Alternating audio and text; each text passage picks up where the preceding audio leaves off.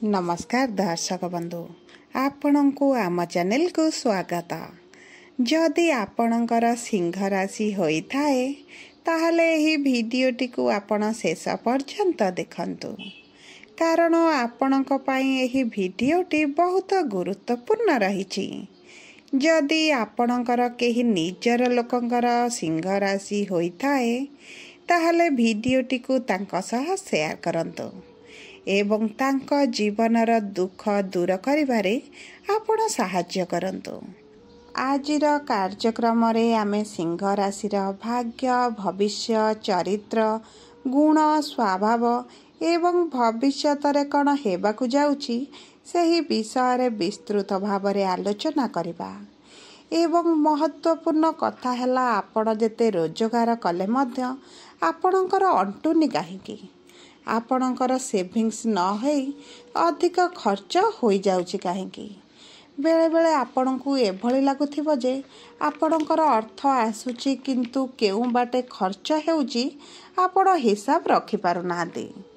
ता सहित कौन कले आपणकर भविष्यत रे अशुभत्व को दूर करि हेबो एवं उन्नति करिबा आरंभ करिवे एही भिडियो रे आलोचना करिबा। एबे आसंतु आरंभ करिबा आजिर कार्यक्रम एवं जानिबा कौन कले आपणकू अधिक धन प्राप्ति हेबो। किंतु भिडियोटी आरंभ करिबा पूर्वरु जदि आपणकर सिंह राशि होइथाए एवं आपण भी ईश्वर को आंतरिक भक्ति एवं विश्वास करती तेबे भिडियोटी को लाइक करंतु एवं कमेंट बॉक्स रे जय जगन्नाथ, जय मां लक्ष्मी अवश्य लिखि दियंतु। ता सहित आपणक मनरे जहाँ भी प्रश्न रहिछि, जहाँ भी द्वंद्व रहिछि आपण कमेंट बॉक्स रे पचारि पारंती। आमे आपणक प्रश्नर उत्तर देबा पई यथा संभव प्रयास करिबु। देखंतु विलंब हेले मध्य आपणक प्रश्नर आमे निश्चित उत्तर देबु। ता सहित दर्शक बंधु जानि रखंतु आमर एही कार्यक्रमटी आपणकर जन्म राशि बा चंद्र राशि उपरे आधारित होइछि। जदि आपण आपणकर जन्म राशि जानि नाहंती एवं नाम राशि को व्यवहार करे समस्त कार्य करूचंती तेबे आपण कमेंट बॉक्स रे निजर जन्म तारीख, जन्म समय एवं जन्म स्थान लिखि जणांतु। आमे आपणकर जन्म राशि, लग्न, नक्षत्र जणाई देबु जहाँ आपणक पई सठिक एवं निर्भुल रहिबो एवं आपण एहाकू व्यवहार करी भविष्यत रे जेकोसी शुभ कार्य बा मांगलिक कार्य करि परिबे। तेबे आसंतु जानिबा कौन रहिछि सिंह राशिर भाग्य, भविष्य, विशेष भाव रे सिंह राशिर चरित्र, गुण, स्वभाव, सेमानकर भविष्यत रे कौन घटिबो, सेही व्यक्ति माने केउ भली होइथांती, सेतिपई आपण एही भिडियोटी को शेष पर्यंत देखंतु। सिंह राशिर स्वामी हेउचंती प्रभु सूर्य देवता एवं एही राशिर लोक माने हेउचंती अग्नि तत्वर राशि। एही राशिर चिन्ह हेउची सिंह, जी गर्जन करिबा फळे देखा जाउथाए। एहार अर्थ हैला सबु बेले सेमाने रागिला भली, आपणकू टाण कथा कहिला भली एही भली स्वभाव आपणकू लागिबे। गोटे काम करबाकू जदि सेमाने थरे ठाणी नेले सेही काम न सरिबा पर्यंत सेही काम रे लागिथिबे। आउ देखिबे सबु काम सेमाने बहुत जल्दी करबाकू पसंद करंती। एही लोक माने विलंब को पसंद करंतीनी।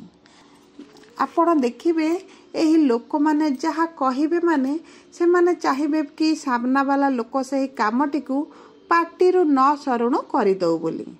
बहुत चंचल आ बहुत जल्दी रागी जाती, चिड़चिड़ा स्वभावर मध्य होइथांती।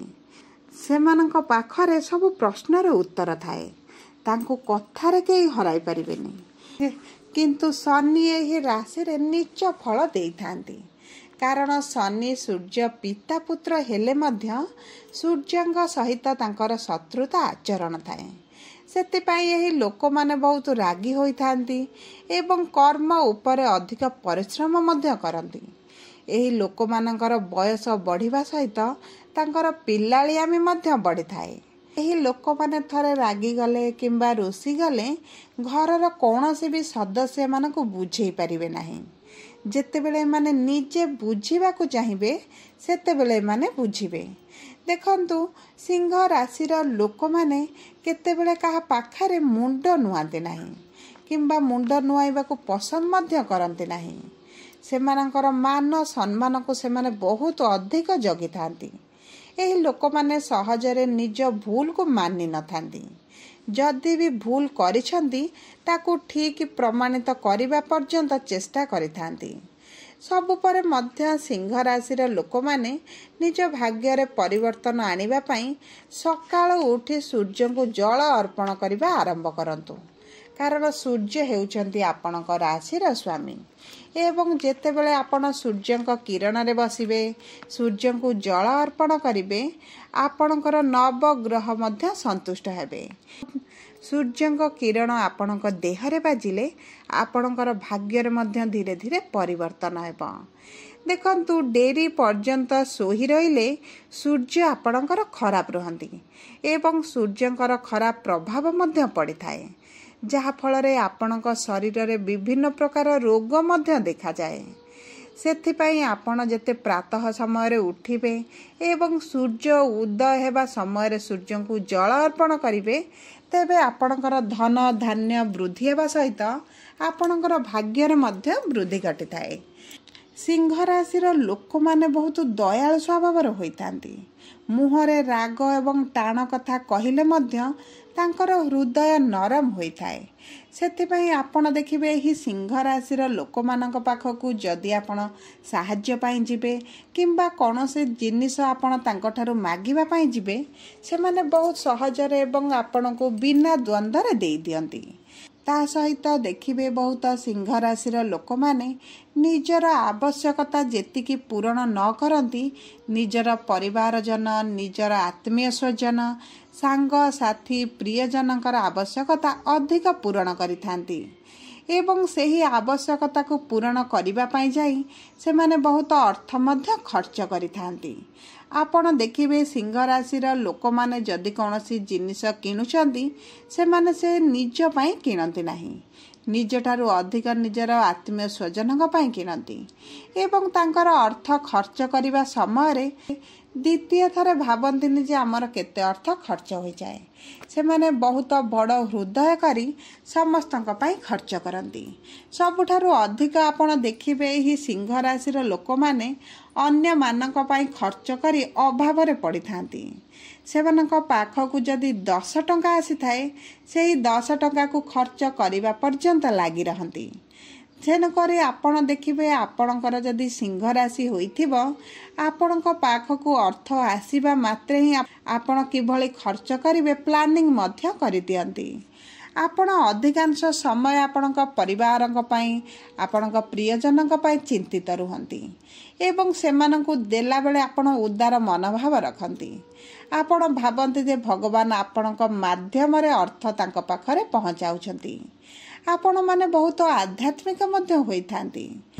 ଆପଣ ଠାକୁର ବିଶ୍ୱାସୀ ହୋଇଥାନ୍ତି, ଭାଗ୍ୟକୁ ବିଶ୍ୱାସ କରନ୍ତି ଏବଂ ସୁକର୍ମ କରିବାରେ ମଧ୍ୟ ଆପଣ ବିଶ୍ୱାସ କରନ୍ତି। ଆପଣମାନଙ୍କ ହୃଦୟ ନରମ ଏବଂ ସ୍ୱଚ୍ଛ ହୋଇଥିବାରୁ ଆପଣମାନଙ୍କ ପାଖରେ ଅର୍ଥର ଅଭାବ ଦେଖାଯାଏ। ତା ସହିତ ଆପଣ ଦେଖିବେ, କିଛିଟା ସିଂହ ରାଶିର ଲୋକମାନେ ଜନ୍ମରୁ ଦୁଃଖୀ ବୋଲି କୁହନ୍ତି। ଏହା ହେଉଛି ସେମାନଙ୍କର ପ୍ରାରବ୍ଧ କର୍ମ। ଶନି ହେଉଛନ୍ତି ଆପଣଙ୍କ କର୍ମ ଫଳଦାତା। ସୂର୍ଯ୍ୟ ଯେହେତୁ ଶନିଙ୍କର ପିତା ଅଟନ୍ତି, ସେଥିପାଇଁ ଶନିଙ୍କର ପ୍ରକୋପରେ ମଧ୍ୟ କିଛିଟା ସିଂହ ରାଶିର ଲୋକମାନେ ଆଜନ୍ମା ଦୁଃଖୀ ହୋଇଥାନ୍ତି। ଏମାନଙ୍କର ଦୁଃଖ ଦୂର ହେବାର ଗୋଟିଏ ମାଧ୍ୟମ ହେଲା ସୂର୍ଯ୍ୟଙ୍କର ଉପାସନା କରନ୍ତୁ, ସୂର୍ଯ୍ୟଙ୍କର ବ୍ରତ ରଖନ୍ତୁ। ରବିବାର ଦିନ ଆପଣ ଚେଷ୍ଟା କରନ୍ତୁ ଆମିଷ ଭକ୍ଷଣ ନ କରିବା ପାଇଁ ଏବଂ ଆପଣ ରବି ନାରାୟଣଙ୍କର ବ୍ରତ ରଖନ୍ତୁ। ଦେଖନ୍ତୁ, ଏହା ଆପଣଙ୍କ ଜୀବନରେ ଧୀରେ ଧୀରେ ପରିବର୍ତ୍ତନ ଆଣିବ ଏବଂ ଏଭଳି ପରିବର୍ତ୍ତନ ଆଣିବ ଆପଣ ଜୀବନରେ କେବେ ଆଶା ମଧ୍ୟ କରିନଥିବେ।